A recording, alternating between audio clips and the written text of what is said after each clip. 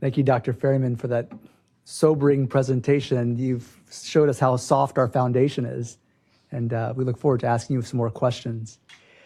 So far, the themes that seem to be coming up are maybe ones of homogeneity and heterogeneity, where our data sets might be too homogeneous, our cancer biology, Dr. Flaherty, might be too heterogeneous. And so how do we gain a balance between homogeneity and heterogeneity? Just thinking about those seem to be bubbling up as some themes. So our last speaker in this session of exposing all the challenges is Dr. Galen Joseph, who is also an anthropologist and is at UCSF to talk about now some communication challenges. Welcome, Dr. Joseph. Thank you. That's forward, that's backwards. Okay. Great. Well, thank you so much for inviting me. As an anthropologist, I have very little to disclose. And I think a lot of what I say will resonate with the previous speaker.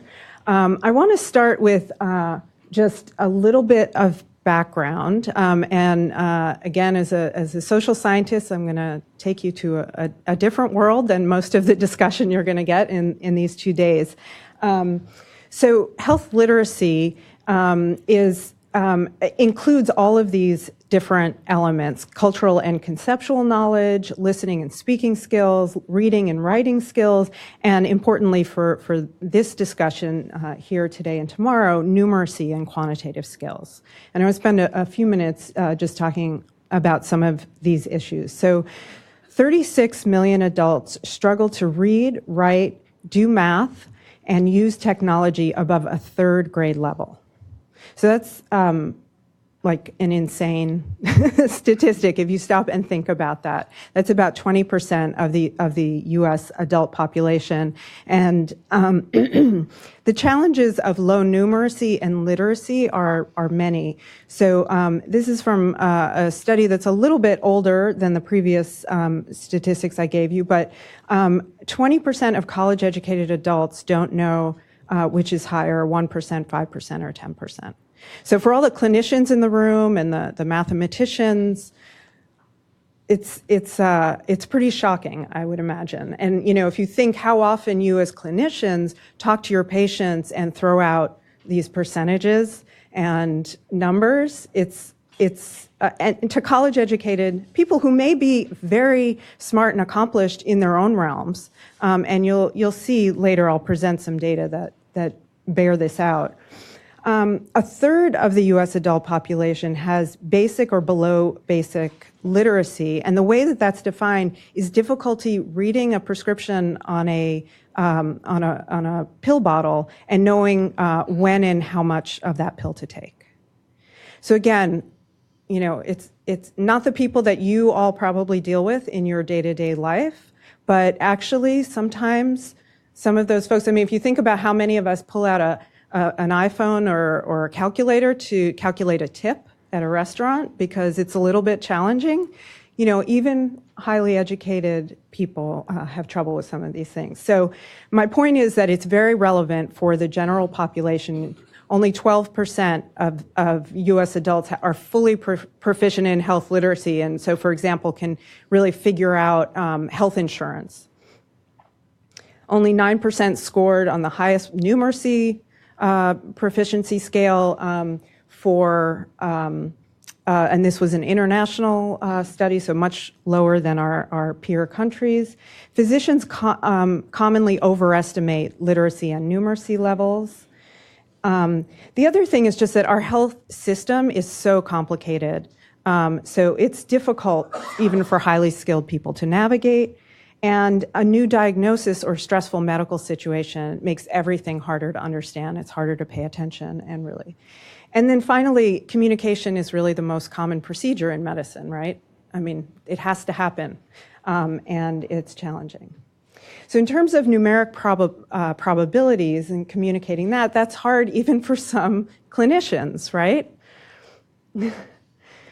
And then risk perception, I'm not going to go through all of these, but it's affected by many factors other than numeracy. So the ways that people interpret probabilities and risk it can vary dramatically. You can give one number that means the same thing to lots of different people, and they'll interpret it in very different ways. So I want to spend the rest of my time talking about two precision cancer screening studies.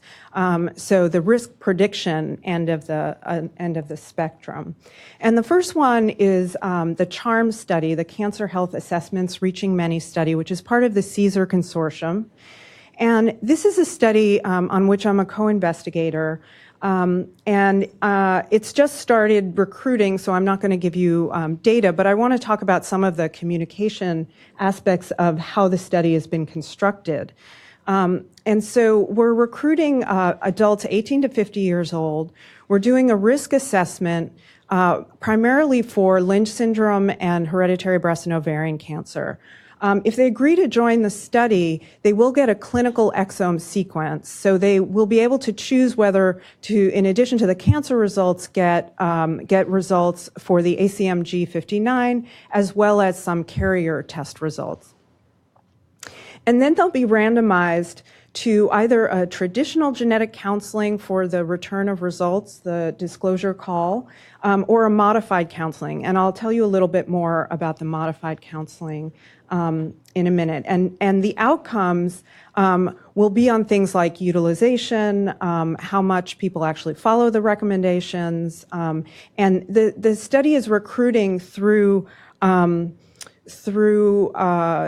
some Kaiser clinics in the Portland area and through a federally qualified health center in Denver. And one of the features of the CSER consortium, this second round of funding, which just started about a year and a half ago, is that 60% of the population in all of the sites have to be at least 60% have to be underserved. And that can be, medically underserved can be defined in multiple ways. In our study, it's defined by race, ethnicity, and income. Let's see, why is it not going? Oh, wrong button. Okay. So these two models of communicating the results are based on a study that I did a few years back, in which our team of multilingual researchers and multicultural researchers observed genetic counseling sessions in two public hospitals, about 170 counseling sessions, and what we found was a profound mismatch between what the counselors talked about and what the patients actually wanted to know about. So we interviewed the patients afterward and asked them a lot of questions about what they understood and what they got out of these sessions. And they basically said, they wanted to know if their cancer was hereditary or if their cancer was going to recur and if their family members were in danger. Whereas the counselors typically spent 45 minutes giving them a genetics 101 class and explaining in great detail why they were or were not potentially at risk for a hereditary condition. The other important thing is that genetics was really unfamiliar for most of these patients. There was a ton of information, very overwhelming. They didn't really participate in the decision making. All of that information kind of shut them down. And we also found, we did a sub-study with healthcare interpreters because we had been observing these sessions in Spanish and Chinese. And the interpreters had a lot of trouble with the genetics too. They were unfamiliar with genetics and genomics. That's not something they're trained in. So based on those findings, we developed a modified literacy-focused approach to this return of results, of these exome results for the CHARM study that is conceptually and linguistically simplified, plain language, more direct, and that emphasizes communication and connection, the psychosocial part of the genetic counseling more than the education part of it. And we spent a lot of time training the genetic counselors who are going to be delivering this modified approach. And we'll see how it goes. And just the other thing that this approach is based on are some principles of effective communication that have been established in the literature over the last 20 plus years, primarily I think in primary care, where there's been a lot of research done on how to communicate effectively with patients of lower health literacy. The clinician is responsible for effective communication. All patients may benefit from plain language or what's sometimes called living room talk. And patient comprehension can and should be verified. So things like teach back, which I think gets cursory attention in medical education. And then adapting really requires commitment and flexibility and practice. And we're definitely seeing that as we've trained genetic counselors. So the other factors in the CHARM study is that all of the investigators, the whole team has really paid a lot of attention to how to communicate about exome sequencing and this whole process of risk assessment in the design and execution of the study. And so all materials have been designed for participants, for people of limited health and limited genomic literacy. Everything has been translated and culturally adapted, so not just sent off to a random translator, but culturally adapted to Spanish. The consent is all on the web, so it's not face-to-face, but there are illustrations and people can actually listen to the consent rather than read it. So if they're of lower literacy, they don't actually have to read through the pages and pages that the IRB required. It was much shorter before it went to the IRB. All the results disclosures will be on the phone, which presents some communication challenges, and we're exploring video options. And we're also doing some training for medical interpreters in exome sequencing. So the second study I want to talk about, I'm involved with in a very different way. This is a big pragmatic preference tolerance randomized controlled trial that's based at UCSF, but is being conducted across California and several other states. I'm not a co-investigator on this, and I'll talk a little bit more. I'm doing an embedded ELSI, or ethical, legal, and social implications study of this clinical trial. So we're observing the implementation of this trial. Basically, the trial is trying to figure out how to do risk-based screening rather than annual mammography for women. The PI is Laura Esserman. It's funded by PCORI, although they're probably going to extend with other funding soon. So the aims are to evaluate the efficacy, safety, and cost-effectiveness of risk-based screening.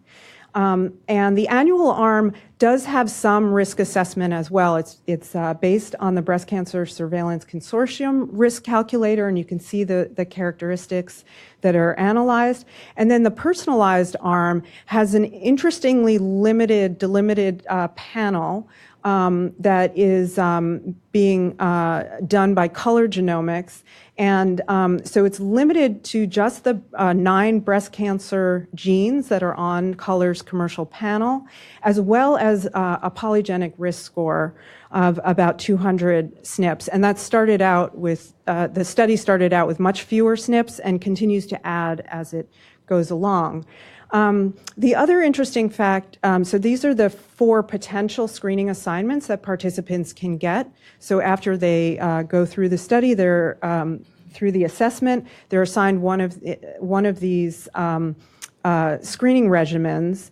And the biennial mammogram is considered for average risk, which, as you'll see, it can be confusing because the message for so many years in public health was that an annual mammogram is what most women get, and what the average risk woman would get. So our embedded study, I'm co-PI with Barbara Koenig, and we call it the Precision Genomics in the Wisdom Pragmatic Clinical Trial, an embedded ELSI study of the risk-based breast cancer screening.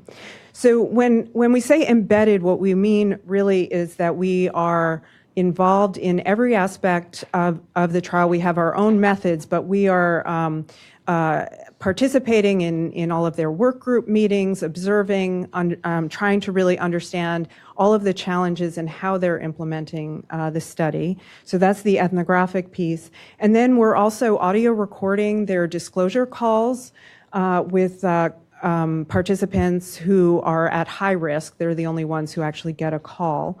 And then we're doing interviews with study participants at all the different risk levels.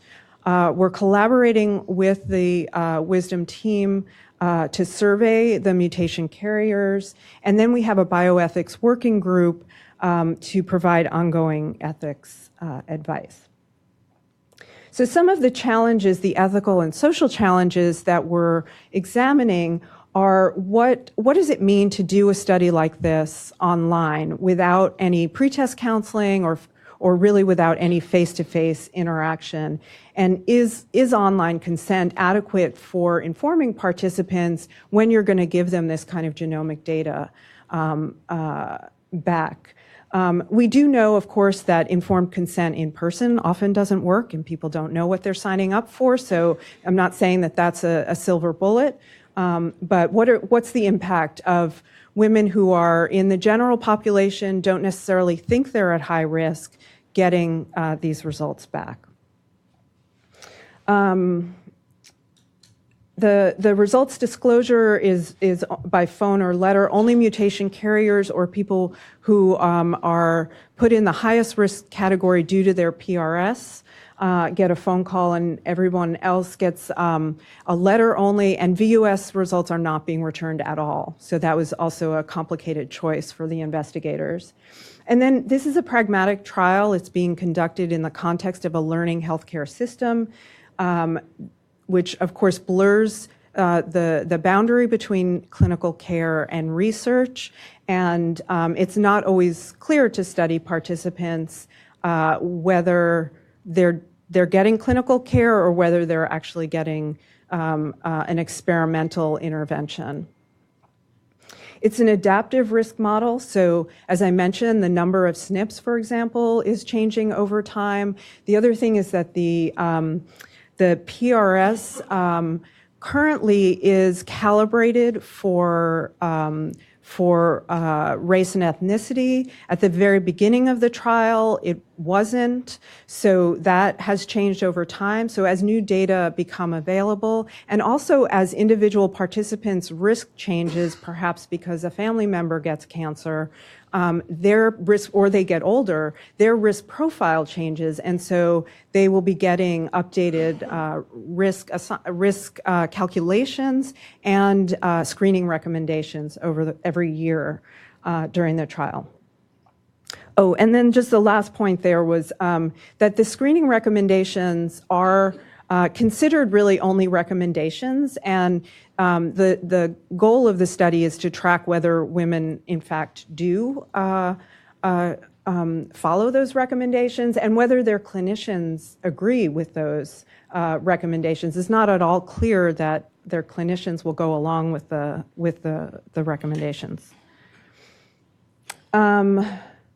So some of the obvious challenges, people don't read the consent. It's like anything else online. You click through as quickly as you can to get to whatever it is that you're trying to get to. A lot of the participants, we've interviewed 52 participants so far, and some clearly don't understand the basis of their risk assessment or their screening assignment. Some don't understand the scope or limitations of the test. And some really don't think about the implications of genomic testing until they get a positive result. And that was the case with this woman. She is a 52-year-old lawyer, white woman, and she said in an interview, I understood I'd be giving a saliva sample. I have to say that's why I volunteered to be part of this. That even though it should have been really obvious to me from the study, it didn't even cross my mind that one of the outcomes would be that I was found to be BRCA1. I was just like, oh, they're going to tell me to get mammograms once a year or every 3 years. It wasn't even on my radar that one of the outcomes, that the reason you have to get it more frequently is I just really wasn't thinking about what it meant to be, to have a personalized assessment. And this is an example of someone who got an ATM mutation, which is considered moderate risk. And she really didn't understand what the limitations of the test were, what she was tested for or not tested for. I'm going to go through these quickly because I'm running out of time. In terms of the understanding of this screening recommendation, this participant said, what if something develops right after my last mammogram, and then I don't see it for 2 years? You guys did your saliva test, and maybe that shows that I don't have any particular genes to be predisposed to that. I was just surprised. I thought for sure with my family history, they'll tell me to go every year. I figure you guys know a lot more about it than I do, or I hope you do. I'm putting my life in your hands. And then the interviewer asked, do you really feel like you're putting your life in the hands of the study? No, of course not. I really doubt that you guys would be making recommendations to people like that without some significant basis. Well, of course, this raises the question is, do we have a fully significant basis for recommending higher screening based on PRS? Is PRS really ready for prime time? And the fact is, this is a study. So, she's trusting the study, but is she recognizing that there's an experimental component to it? And it doesn't appear so. And just also to mention, the study recognizes that there are going to be women, the study investigators recognize there are going to be women who get cancer during the course of the study. Of course, that's part of, that's one of the outcomes. Actually, one of the main outcomes is how many women get cancer who are in these different categories of risk prediction. And so there actually will be a Wisdom for Cancer study coming soon. So also, I just wanted to give one quick example of how the what they're called breast health specialists. Some are genetic counselors, some are other kinds of clinicians, but how they're returning the results when someone does get a high PRS score that puts them into the category of screening alternating MRIs and mammograms twice a year. So this breast health specialist said, so we looked at 79, so this was early in the study, 79 different small genetic variations that we call polymorphisms, or SNPs for short, and each of them is proven to be associated with breast cancer risk and can give you a tiny predisposition or a tiny protective effect. And we add all of those up together and incorporate that into your overall risk assessment. So all of these factors actually go into a calculator together to generate that number that I just gave you, about 6.5%. But for you, the major thing that pushed that number up was those small genetic risk factors. And then we also interviewed the participant that she was speaking with, who said, she said I had like a 6% chance of getting breast cancer, compared to, 3 or 4% for most people. So that's not that big a difference. Actually, she has 3 times the risk of someone her age. She was a 57-year-old woman. She says, well, if you take 100 women just like me, my same age, 6 of them will get breast cancer in the next 5 years, but 94 won't. So she's right about that, and she was given a 5-year risk. But if you calculate that to a lifetime risk, she actually had over 30% lifetime risk, which actually sounds very different than a 6% risk. And so which risk do you convey? What are you, as a provider, what are you trying to convey? What do you want the take-home message to be, and what do you want the patient or the participant to do with that? This person, who also was high risk due to her PRS, said she didn't quite understand what the provider said. I always say I'm a kindergarten math girl. I don't get it. And this person who got a check 2 mutation, again, had kind of an issue with whether it was a 5-year risk or a lifetime risk. So she heard the lifetime risk of a 25% chance, and understood correctly that it would be 1 in 4, but then she thought that she had misunderstood that because the counselor talked to her about her 5-year risk, which sounded much lower and was much more reassuring. So she doubted her own math. 25% would have made her very nervous, whereas what she was told her 5-year risk was didn't make her nervous.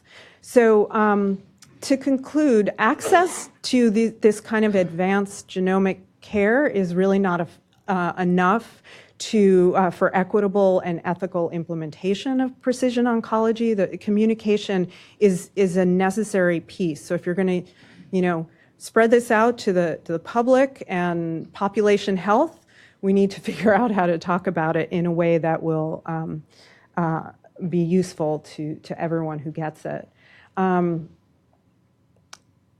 Communication, these issues of low literacy, low numeracy, and risk communication obviously present big challenges for precision oncology and computational medicine. All people can benefit from clear communication.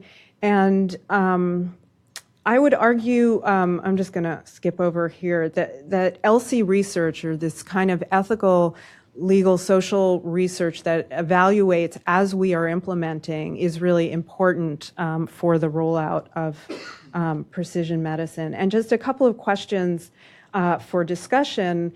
What are the implications of these kinds of communication challenges for computational oncology?